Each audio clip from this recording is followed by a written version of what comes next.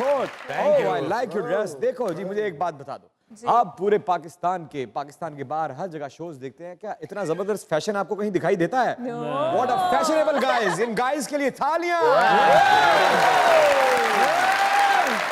क्या बात।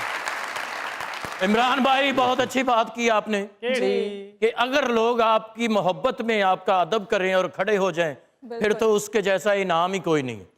ते जे तुहाडे डर नाल खलोना है तो फिर अगला ये भी कह रहे हो खड़ा हो जाओ, चबल जिहा होंडे।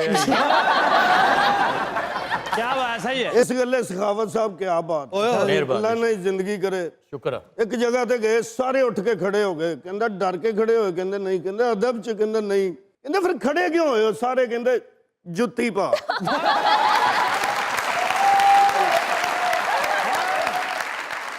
मैं भी फिर जिद्दी आदमी, मैं जुत्ती ही नहीं पाई।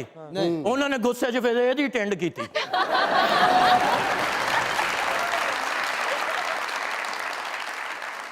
फिर मैं एक जराब पा ली। अच्छा। उन्होंने फिर दूजे दी अद्धी की थी।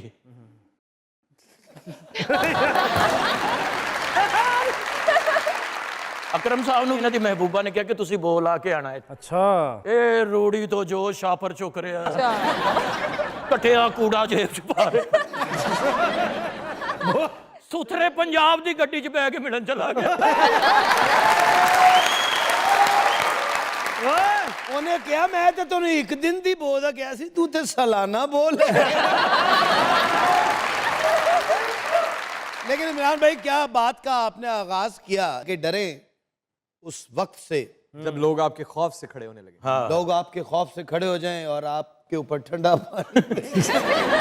अकरम भाई तो एडा नसीबा वाला, ये अल्लाह ताला किसे किसे नु नसीब हुंदी है ऐसी इज्जत। नहीं मिलती, नहीं मिलती। ਇਹਦੇ खौफ तो भी नहीं कोई खलोंदा। ਇਹਦੇ अपने बच्चे नहीं उठते, अब्बा आ गया आपे ही बह जू उत्ते। यार बड़े आदमी ਉਹਦੇ ने ਪੁੱਤਰ ਜਦੋਂ ਬੱਚੇ ਜਵਾਨ ਹੋ ਜਾਣ ਫਿਰ ਕਾਹਦਾ ਡਰ ਹੁੰਦਾ, ਦੇਖੋ ਤੁਸੀਂ। चलो जवान हो जान, जेड़े अब्बे नालों भी 1.5 साल ਵੱਡੇ ਨੇ ਉਹਨਾਂ ਦਾ ਕੀ ਕਰਨਾ। ਕਈ ਬੱਚੇ ਵੀ ਝੋਡਾਂ ਪੈਰਾਂ ਦੇ ਖੁੱਲੇ ਵੀ ਹੁੰਦੇ ਨੇ। अकरम भाई क्या बात है सर, ਇਹਨਾਂ ਨੂੰ ਇਹੋ ਕੀ ਜੀ ਪਤਾ, ਪਰਸਨੈਲਿਟੀ, ਇਹਨਾਂ ਨੂੰ ਕੀ ਪਤਾ ਹੈ ਹਨੀ ਭਾਈ। ਇਹੋ ਜਿਹੇ ਸ਼ੇਰ ਨਹੀਂ ਨਾ ਲੜਨ ਦੇ ਹੁੰਦੇ ਨੇ। क्यों? ਤੈਨੂੰ ਕਿਹਾ ਸੀ ਨਾ, ਧੁੰਦਾਂ 'ਚ ਮੇਰੀ ਟਿੰਡ ਨਾ ਕਰੋ।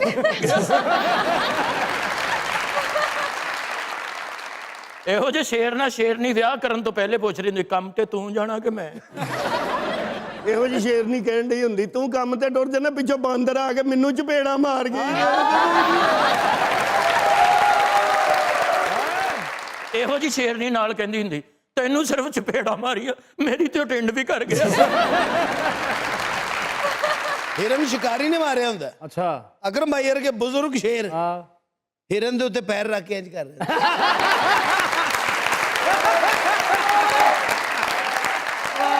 ਅੱਛਾ, ਇਹੋ ਜਿਹੇ ਸ਼ੇਰ ਇੰਜ ਕਰਦੇ ਨੇ ਜੀ, ਤੇ ਸ਼ਿਕਾਰੀ ਵਿੱਚ ਸਿਗੜ ਲਾ ਦਿੰਦੇ, ਲੈ ਦੁੱਧ ਪੀ। ਹਨੀ ਭਾਈ ਵਰਗੀ ਹਰਨੀ ਪੈਰ ਖਾ ਕੇ ਡਿੱਗੀ ਹੁੰਦੀ ਤੇ ਮਰਦੀ ਇਹ ਵੀ ਕਹਿਣ ਡਈ ਹੁੰਦੀ, ਇਹਨਾਂ ਨੂੰ ਹਰਨੀ ਤੇ ਮੱਝ ਦੀ ਪਛਾਣ ਹੀ ਨਹੀਂ।